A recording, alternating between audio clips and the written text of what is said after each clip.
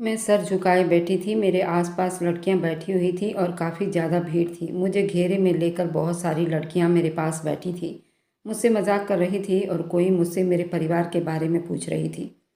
मेरा संबंध बिहार के एक ऐसे गांव से था जहां मेरी शादी हुई थी। यहाँ पर हिंदुओं का इलाका था। यहाँ पर हिंदू धर्म के सभी जाति रहते थे, ब्राह्मण से लेकर और लोहार तक और बढ़ई तक। सभी जाति मिलजुल कर रहते थे, लेकिन सबका अलग अलग घर था। और मैं एक हिंदू धर्म में यादव जाति के घर में ब्याह कर गई थी। यहाँ पर गाय भैंसों का पालन पोषण किया जाता था और दूध निकालकर दूध का व्यापार किया जाता था। जिस घर में मेरी शादी हुई थी, यहाँ की सब लड़कियाँ मुझे बड़ी दिलचस्पी से देख रही थी। उनके यहाँ पहली बार कोई लड़की शहर से ब्याह कर गाँव में आई थी, इसलिए ये बड़ी खुश नज़र आ रही थी। पर वहीं बैठे बैठे मेरे कानों में एक ऐसी बात पड़ी जिसने मेरे होश हवास उड़ाकर रख दिए थे। मैं तो सोच भी नहीं सकती थी यहाँ पर ऐसी रस्मों का भी कोई काम हो सकता है, या फिर ऐसी रस्में भी कहीं पाई जाती है। लड़कियां मुझसे हंसकर बातें करती और कहती कि तुम्हारी शामत आ रही है। मैं समझी कि शायद मेरे पति से मुलाकात के बारे में ऐसा कुछ मुझसे कहती होंगी। लेकिन फिर पता चला कि रात को दुल्हन को अस्पताल ले जाया जाता था। इस बात की मुझे समझ बिल्कुल भी नहीं थी। लड़कियों ने तो धीरे धीरे मजाक के अंदाज में मुझे ये बातें भी कही थी कि रात के वक्त तुम्हें अस्पताल लेकर जाना पड़ेगा। मैंने सोचा कि शायद ही मजाक हो, या फिर यहाँ की औरतें इस तरह की बातें करती होंगी। लेकिन ऐसा ही कुछ हुआ था। मैं जब अपने कमरे में बैठी थी, अकेले अपने पति का इंतज़ार कर रही थी कि कमरे का दरवाज़ा खुला और पति के बजाय मेरी सास मेरे कमरे में दाखिल हुई। मुझे देखते ही मेरी नज़र उतारने लगी और कहा कि हे भगवान, मेरी बहू को किसी की बुरी नज़र ना लग जाए। मेरी बहू कितनी खूबसूरत है, हे भगवान, इसको सबकी बुरी नज़रों से बचा कर रखना। तुम तो इतनी खूबसूरत हो, तुम्हारे बच्चे भी बहुत खूबसूरत होंगे, बल्कि तुम्हारी तरह मोटी मोटी काली काली आंखें वाले बच्चे होंगे। मेरी सास ने आगे बढ़कर मेरा माथा चूम लिया था। वह सच में बहुत साधारण और प्यारी औरत दिखाई दे रही थी, लेकिन मुझे उनका अपने कमरे में आने का मकसद समझ नहीं आ रहा था। मैंने उन्हें सवालिया नज़रों से देखा तो कहने लगी, बेटा थोड़ी सी परेशानी उठानी पड़ेगी, लेकिन हमारे परिवार में एक ऐसी रस्म है। कौन सा रस्म माँ जी? मैंने बड़े प्यार से उनका पैर छूते हुए पूछा था। उन्होंने भी झिझकते हुए मुझे बताया कि वो मुझे अस्पताल लेकर जाना चाहती हैं। ये सुनकर मेरा मुंह खुला का खुला ही रह गया।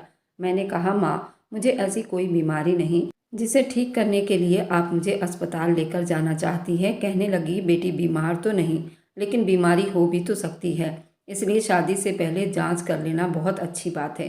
बस बीमारी से बचने के लिए यहाँ ये रिवाज है कि औरत को शादी के रात ही अस्पताल लेकर जाते हैं, उसे इंजेक्शन लगाते हैं। उसी इंजेक्शन से वो हमेशा जवान बनी रहती है और बच्चे भी सही पैदा करती है। कभी किसी औरत को कोई समस्या नहीं होती, लेकिन शर्त यह है कि ये इंजेक्शन शादी के रात ही लगवाना होता है। मैं अपनी सास की बातें सुनकर परेशान हो गई। सच बात तो ये है कि मुझे उनका ये एक भी शब्द समझ में नहीं आया था। आखिर इंजेक्शन लगाने से होगा क्या? ना ये ताकत का इंजेक्शन था, ना ही कोई कमजोरी थी, ना मैं बूढ़ी थी। फिर आखिर मेरी सास ये बातें क्यों कर रही थी? तभी कमरे का दरवाज़ा खुला और एक खड़ूस सी औरत दरवाजे के अंदर आई। उस औरत के बाल छोटे छोटे कटे हुए थे। यहाँ इस गांव की औरतों में वो मैच नहीं कर रही थी। उस औरत ने यहाँ देहात के हिसाब से कपड़े नहीं पहन रखे थे, ना ही घूंघट कर रखा था, ना ही साड़ी पहन रखा था। ये खुले सर घूम रही थी। उसके कपड़े भी काफ़ी मॉडर्न लग रहे थे। मैं इसी परिवार से संबंध रखती हूँ। मुझे लगता है कि मेरी सास की कोई शहर की रिश्तेदार होगी। पर मेरी सास ने मुझे ये कहकर हैरान कर दिया कि उनकी सगी बहन है, यानी कि वो मेरे पति की बड़ी मौसी है, और इस लिहाज से वो मेरी सास लगती थी। मैंने उनके भी पैर छुए, पर वह गुस्से में मुझसे कहने लगी, ए लड़की, उठो, जल्दी करो, हमें इस वक्त अस्पताल चलना होगा। मैंने उनकी तरफ देखकर भी यही सवाल किया कि आप मुझे अस्पताल क्यों लेकर जाना चाहती है? आए हाय लड़की, तुझे तेरी माँ ने कुछ सिखाया नहीं क्या? हमारे यहाँ की ये रस्म है कि शादी के रात लड़की को सीधे अस्पताल ले जाकर उसका चेकअप करते हैं, ये लड़की कंवारी है या नहीं। सबसे बड़ी बात यह है कि इस रस्म की वजह से उस लड़की के अंदर होने वाली बीमारी के बारे में भी पता चल जाता है, और उसका ब्लड टेस्ट, हर सैंपल लेकर उसका चेकअप किया जाता है। तुम्हें पता है चेकअप में कितने पैसे लगते हैं? तुम्हारे माँ बाप ने कभी तुम्हारा पूरा बॉडी चेकअप भी नहीं करवाया होगा। यहाँ सब कुछ इस रस्म के जरिए किया जाता है। सबसे हैरान करने वाली बात यह है, यहाँ पर ऐसे कोई टॉर्चर नहीं किया जाएगा। अगर बीमारी है तो उसका इलाज भी होगा। और रही बात कि अगर लड़की कंवारी है तो उसका भी पता चल जाएगा। नहीं तो ज़्यादातर शहर की लड़कियाँ कभी कंवारी नहीं बसती। ज़्यादातर लड़कियों के बॉयफ्रेंड स्कूल में कॉलेज में ही बन जाते हैं, जो उनकी जवानी का भरपूर फ़ायदा उठा लेते हैं और बाद में उनके माँ बाप लाखों रुपए देकर गांव में ब्याह देते हैं ताकि उनकी इज्जत बची रहे। अगर उस लड़की से कोई ऊंच नीच हो जाती है तो अस्पताल ले जाकर उसका ऑपरेशन भी करा देते हैं, जिसकी वजह से ये पता नहीं लगाया जा सकता है ये लड़की सच में कंवारी थी या फिर इसका कोई बाहर अफेयर भी था। इस रस्म के जरिए वह सारी जानकारियाँ बाहर आ जाएगी और हम सब धोखे में नहीं रहेंगे। और अगर तुमने ऐसा कोई कांड किया भी होगा तो इस टेस्ट के जरिए सब कुछ पता चल जाएगा। तो मुझसे चालाकी दिखाने की कोई ज़रूरत नहीं है और जैसी हो वैसे ही तुम्हें अस्पताल चलना होगा। ये सारी बातें सुनकर मेरे पैरों तले से ज़मीन निकल गई थी। मैं परेशान हो गई। मैंने कहा, अच्छा मैं कपड़े बदल कर आती हूँ तो फिर आपके साथ अस्पताल चलूँगी। लेकिन मुझे कोई बीमारी नहीं थी, ना ही मेरा कोई बॉयफ्रेंड था, तो मुझे इस बात से डरने की कोई ज़रूरत थी ही नहीं। पर मैं उनकी सारी बातों को जानना चाहती थी। आखिर ये रस्म किस लिए? वह औरत भी मुझ पर चिल्लाते हुए बोली, कपड़े बदलने का वक्त नहीं, तुम यही जोड़ा पहन कर चलोगी। अच्छा ठीक है, मैं थोड़ा फ्रेश होकर आती हूँ। उसने मुझे बड़ी ज़ोरों से डांटा था। मैंने कहा ना कि तुम जैसी हो वैसे ही अस्पताल में जाओगी, तुम्हें फ्रेश होने की ज़रूरत नहीं। इसी तरह हमारे साथ चलो, बस जैसे अभी बैठी हो बिल्कुल इसी तरह, तुम जरा सा भी बदलाव नहीं करोगी। मैं दिमाग में सोचने लगी, आखिर फ्रेश होने में ऐसा क्या कुछ बदल जाएगा। वह औरत बड़ी गुस्से में कह रही थी। मुझे उनका यूं बात करना अच्छा तो नहीं लग रहा था, लेकिन मैं क्या करती, वो मेरी सास थी। सो मैं उठकर खड़ी हो गई और उनके साथ ही चल पड़ी। पर मुझे ये समझ नहीं आ रहा था, आखिर ऐसा कौन सा इलाज है जो शादी के रात ही करवाया जाना था। ना तो मैं बीमार हूँ, ना मुझ में कोई बीमारी है। मेरी सास और उनकी मौसी ने मुझे एक बड़ी सी गाड़ी में बिठा दिया। गाड़ी इतनी शानदार थी कि मुझे इस परिवार पर अब शक होने लगा कि मैं कहाँ ब्याह कर आ गई हूँ। वे लोग बहुत ही अमीर हैं। खैर हम लोग थोड़ी देर में ही अस्पताल के बाहर पहुँच गए थे, लेकिन ना ही मेरी सास ने किसी चौकीदार से पूछा, ना किसी डॉक्टर से। मेरी सास मुझे सीधा एक कमरे में लेकर चली गई। वहाँ जाकर उनकी मौसी जी ने कमरे की लाइट ऑन की, जबकि कमरे के बीचों बीच मुझे लिटा दिया गया था। बस बेटी यहाँ लेट जाओ, डॉक्टर अभी आ रहे होंगे। ये क्या कह रही हैं? मेरी सास ने कमरे का दरवाज़ा बंद कर दिया। डर के मारे मेरे तो पसीने छूटने लगे थे।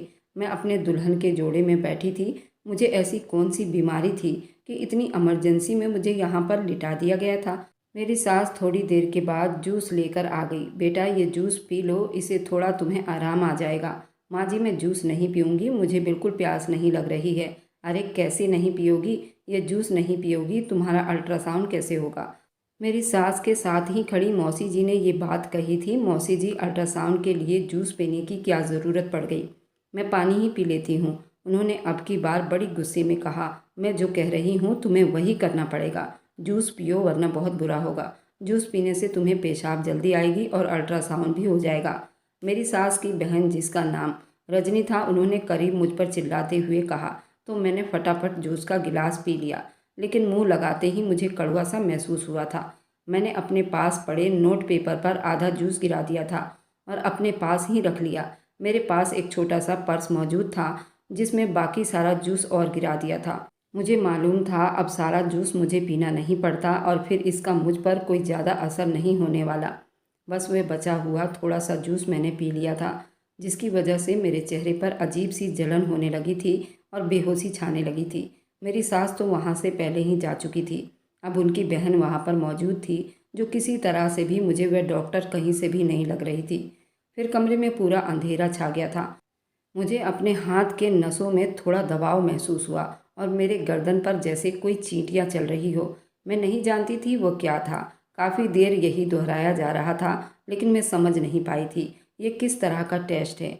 अब बस मुझे थोड़ा थोड़ा सा शक था कि मेरे साथ क्या हुआ है। मुझे बेहोश करने की कोशिश क्यों की गई थी? फिर मेरे चेहरे पर और आंखों पर पानी के छींटे मारकर होश में लाया गया था। मैंने सामने देखा तो मेरा पति और मेरी सास सब वहाँ खड़े थे। भगवान की कृपा है बेटी कि तुम्हारा इलाज हो गया। अब तुम घर चलो और तुम बिल्कुल सुरक्षित हो और तुम बिल्कुल शुद्ध कंवारी लड़की हो। तुम्हारे अंदर कोई ऐब नहीं। अगर तुम्हारे अंदर कोई ऐप भी होता तो हम तुम्हें कभी ना छोड़ते, बस तुम्हारे हकीकत के बारे में जान लेते। अभी हमें बहुत खुशी हो रही है कि तुम ऐसी लड़की बिल्कुल भी नहीं, तुम बिल्कुल स्वस्थ हो और अच्छी लड़की हो। तुम्हारे साथ मेरा बेटा बहुत सारी बातें करना चाहता है। उसने तुम्हें सारी दुनिया से लड़कर स्वीकार किया है, उसका भी तो हक है ना तुम पर।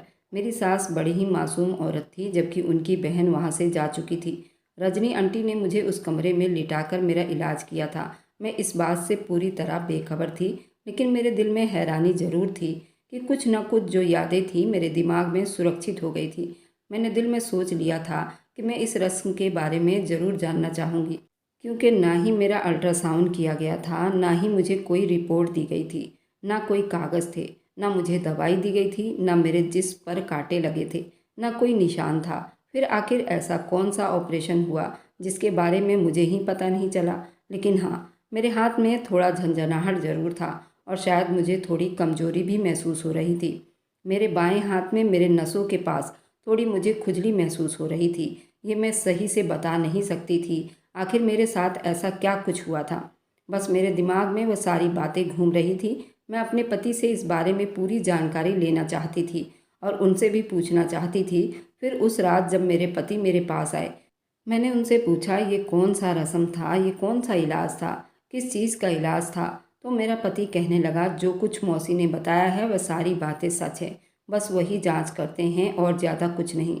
जबकि मेरी शादी मेरे पसंद से हुई थी।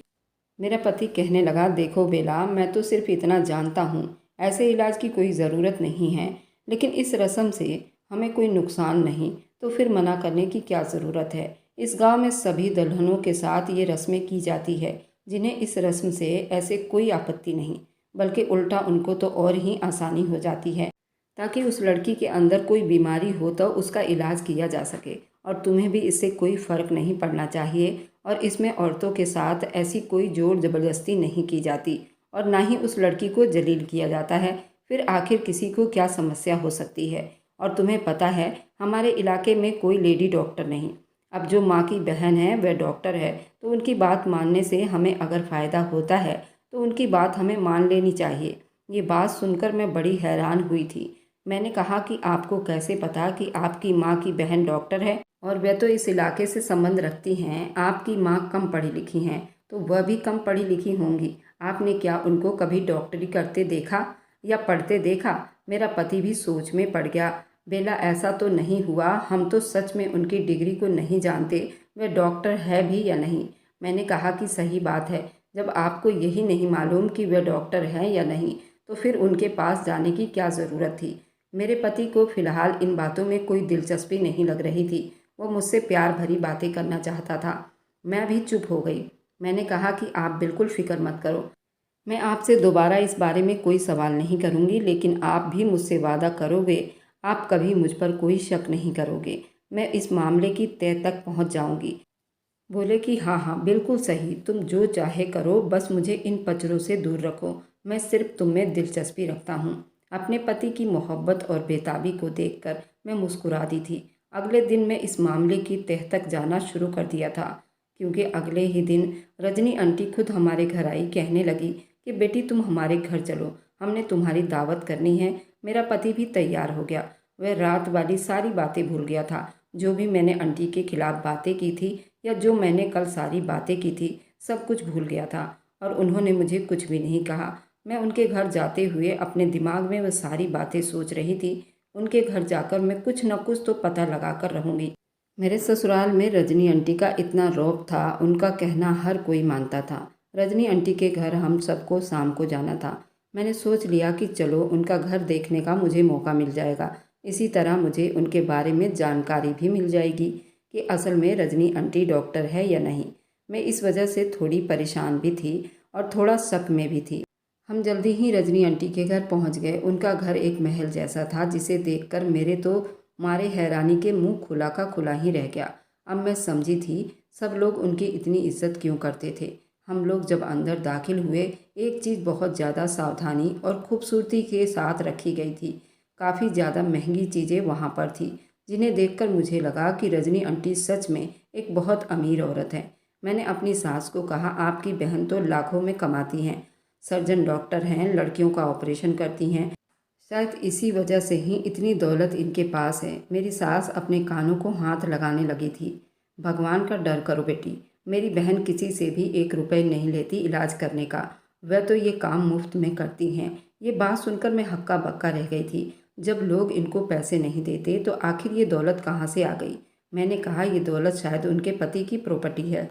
लेकिन जब मैं रजनी आंटी के पति से मिली तो वह भी एक मामूली आदमी लग रहा था। उसे देखकर कहीं से भी नहीं लगता था वह लाखों करोड़ों का मालिक होगा। लेकिन फिलहाल काफ़ी सारे बात थी जिन पर मुझे शक भी हो रहा था।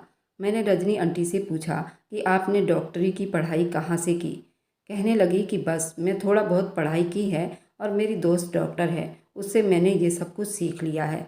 उनको तो किसी कॉलेज का नाम भी पता नहीं था। कहने लगी कि इस अस्पताल में जहाँ मैं तुम्हें लेकर गई थी वहाँ मेरे जानने वाले बहुत लोग हैं। मैं एक सीनियर डॉक्टर के तौर पर वहाँ काम करती हूँ। मेरा वहाँ पर एक ऑफिस भी है।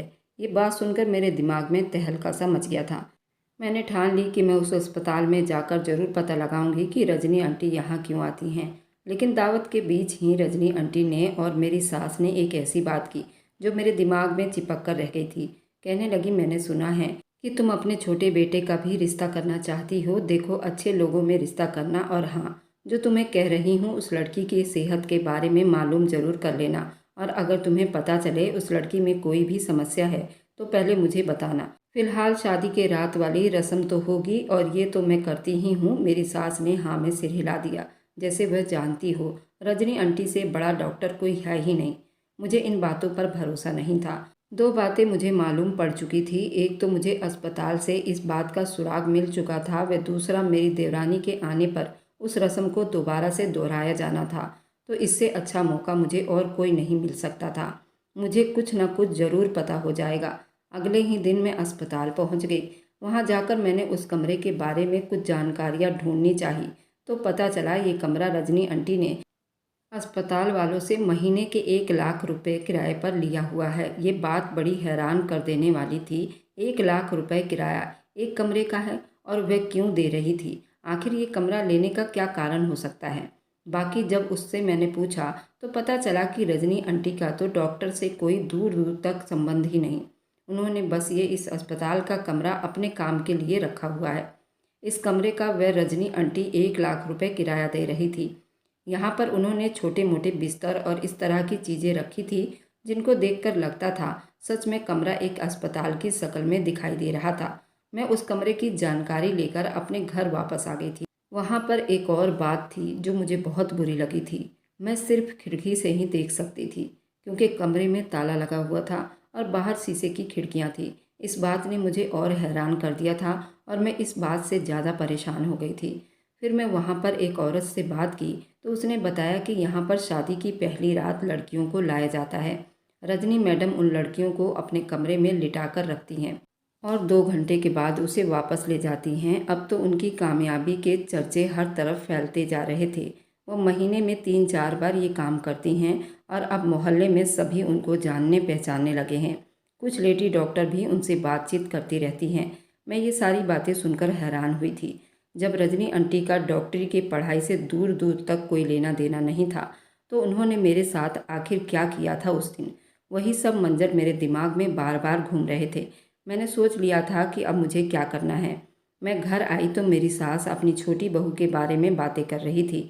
लड़की वगैरह तो सब देखी जा चुकी है, सगाई भी हो गई थी। ये लड़की भी मेरे देवर से मोहब्बत करती थी जिस तरह हम दोनों पति पत्नी की शादी हुई थी। अभी शादी की तारीख पक्की नहीं हुई थी और मेरी सास ने पहले ही अपनी बहन को अपनी छोटी बहू के बारे में सब कुछ बता दिया था कि वह किस तरह की लड़की है और उसकी सेहत कैसी है।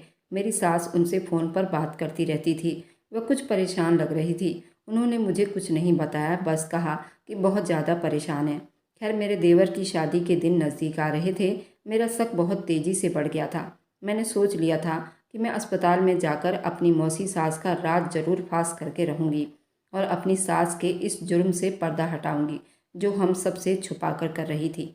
मैंने रजनी आंटी को इस बात का बिल्कुल भी एहसास नहीं होने दिया था कि मैं इन दोनों का राज जान चुकी हूँ। मैं अनजान बन रही थी। जिस दिन मेरी देवरानी विदा होकर हमारे घर में आई उसको भी यही सारी बातें सुनाई जाने लगी थी। तुम्हारे साथ भी अस्पताल वाली रस्में होंगी, क्योंकि तुम्हारे इलाज के बगैर हम अपने बेटे के पास तुम्हें नहीं भेज सकते। वह भी एक बड़े घर की लड़की थी, अस्पताल जाने से मना करने लगी थी। फिर उसका पति आया। उसने बहला फुसलाकर अपनी पत्नी को अपनी माँ की बात मानने पर मजबूर कर लिया था। वह यूं लड़की बेचारी उस रस्म की भेंट चढ़ गई। रजनी आंटी के चेहरे पर अजीब सी मुस्कुराहट थी, जैसे वह अब की बार फिर से उसकी जीत हो गई हो। लेकिन जैसे ही सब लोग गाड़ी में बैठने लगे, मैं भी गाड़ी में बैठ गई। मेरी सास को इस बात पर खुशी हुई थी कि मुझे अपनी देवरानी का बहुत एहसास है। रजनी आंटी को ये बात बुरी लग रही थी। कहने लगी, अस्पताल में ज़्यादा लोगों का भीड़ बर्दाश्त नहीं किया जाता। तुम चलकर क्या करोगी? घर पर ही रुको। मेरी सास ने मेरी हिमायत कर दी। बोली कि नहीं, बहू भी छोटी बहू के साथ जाएगी तो ज़्यादा अच्छा रहेगा। रजनी आंटी अपना मुंह भाव बनाते हुए मुझे अपने साथ लेकर चली गई। वहाँ जाते ही रजनी आंटी ने एक अजीब सी हरकत की। मुझसे कहने लगी, तुम यहाँ से बाहर चली जाओ, हमें यहाँ पर इस छोटी बहू का इलाज करना है और तुम्हारा यहाँ कोई काम नहीं है। ये वही कमरा था जहाँ उस दिन मैं आई थी और मेरी सास मुझे लेकर आई थी, पर मेरी सास को बाहर भेज दिया गया था। मैंने नर्स को अच्छे खासे पैसे देकर कहा कि मुझे एक और ड्रेस ला कर दो। मैं तुम्हारे जैसा कपड़ा पहनकर उस कमरे के अंदर होने वाली कार्रवाई खुद अपनी आंखों से देखना चाहती हूँ। बाहर के लोगों को तो शायद अंदर जाने भी नहीं दिया जाता, तो यही एक उपाय था जिससे मैं अंदर जा सकती हूँ। उस नर्स ने मेरी बात मान ली। उस नर्स को मैंने 10,000 रुपये की ऑफ़र की थी। वह आसानी से ये काम करने के लिए तैयार हो गई थी। मैंने जल्दी से उसकी यूनिफॉर्म पहनकर अंदर आई। उस कमरे में मौजूद एक पर्दे के पीछे छुप गई। मैंने देखा रजनी आंटी लड़की को बेहोश करने के बाद उसके साथ जो कर रही थी वह होश उड़ा देने वाला था। मैंने एक और चालाकी की थी, फ़ोन साइलेंट पर कर दिया और कैमरा ऑन कर दिया। अब मैं समझी थी कि रजनी आंटी इतनी अमीर क्यों थी। उसके घर में कीमती सोफे, कालीनें, फर्नीचर कहाँ से आ रहे थे, वह सब चीज़ें एक आम इंसान अपने सपने में भी खरीदने का नहीं सोच सकता। उनके पास एक और लड़की खड़ी थी जो दुल्हन के पहने हुए जेवर उतारकर उसे नकली जेवर दोबारा से पहना रही थी। उन्होंने बिल्कुल वैसा ही दूसरा जेवर दुल्हन को पहना दिया था। उसके बाद उन्होंने उस लड़की का ब्लड निकाला और शायद वह ब्लड सप्लाई भी करते थे, और इस तरह वह नकली जेवर दुल्हन को पहनाकर उसका सारा असली जेवर चुरा रहे थे और उस दुल्हन को सारे नकली जेवर पहना रहे थे और दुल्हन का ब्लड निकालकर प्राइवेट हॉस्पिटल में बेच रही थी। उसका पति भी ऐसे कई गैरकानूनी काम कर रहा था जिस पर लोगों का रत्ती भर भी शक नहीं जा रहा था। वह दिन में कई लाख रुपए कमा रहे थे और खूब जोरों शोरों से ये धंधा चल रहा था। रस्म के नाम पर भी लूटा जा रहा था। किसी को इस चीज़ से कोई परवाह भी नहीं थी। ऐसा लग रहा था जैसे दुल्हन के साथ कुछ भी नहीं हुआ, लेकिन वह तो लुट चुकी थी। उसके कीमती जेवर उससे छीन लिए गए थे और ये बात तो मेरी सास तक को पता नहीं था। उनकी दोनों बहू का जेवर वह चुरा चुकी थी। मैं ये बात अपने मुंह से नहीं बता सकती थी। मेरी सास को पता भी नहीं था। गांव में कानों कान किसी को इस धंधे की खबर तक ना हो सकी। कुछ घंटे में उनका ऑपरेशन पूरा हो गया था। मेरी देवरानी बेचारी को होश में लाकर बाहर खड़ा कर दिया गया था। वह भी दुल्हन के कपड़े में ही थी। उसे जेवर के साथ अस्पताल में लाया गया था, ऑपरेशन किया गया था, फिर घर भेज दिया गया। मैं ये सारी बातें जान चुकी थी, पर मैं ये बात अपनी सास को कैसे समझा सकती थी। मैंने उन्हें कहा तो कहने लगी, तुम ये सारी बातें झूठ बोल रही हो। तुम्हारे मायके वालों ने ही तुम्हें नकली जेवर चढ़ाया होगा, इसलिए तुम ये बातें कर रही हो। मैंने कहा, आपको अगर भरोसा ना आए तो आप बाकी सब औरतें जिनके साथ ये रस्म हुई है उनका जेवर जाकर चेक करा लो। आपको सारी बातों का असलियत पता चल जाएगी। यहाँ पर लोग 10-10 तोला सोना चढ़ाते हैं और वे अपनी बहू को खाली हाथ नहीं रहने देते। तो फिर ये कैसे मान लेंगी कि उन सब औरतों को नकली जेवर चढ़ाया गया था। मेरी सास ये सुनकर सोच में पड़ गई थी। बात शायद दूसरों की होती तो उनको इतना एहसास ना होता, लेकिन अब जो हो गया था सो हो गया था। वह अपने ही बहन के हाथों लूटी जा चुकी थी, वह भी एक बार नहीं 2 बार। उन्होंने जल्द इस बात की बारीकी से जांच करवाई तो पता चला कि सभी दुल्हनों के जेवर जिनके साथ ये रस्म हुआ था वह सारे नकली थे। तब मेरी सास के पैरों तले से जमीन निकल गई थी। वह तुरंत पुलिस को बुलाकर ये सारी बातें बताई गई और सबूत के लिए मेरे पास वीडियो मौजूद थी।